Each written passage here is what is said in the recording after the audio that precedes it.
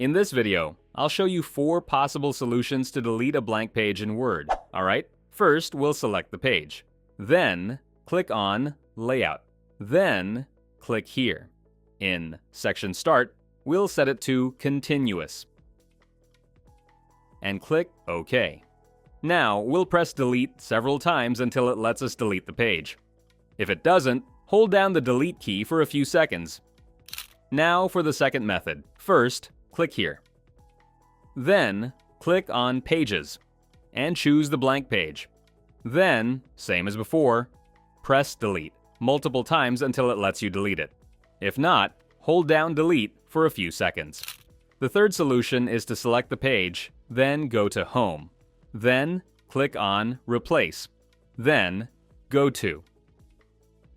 And in Enter Page Number, we'll type the following. Then, click on Go To. And press Delete, or hold it down. The last solution is to go to Home. Then, click here.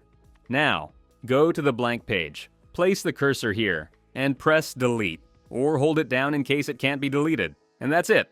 We've now removed that stubborn blank page. Thanks for watching.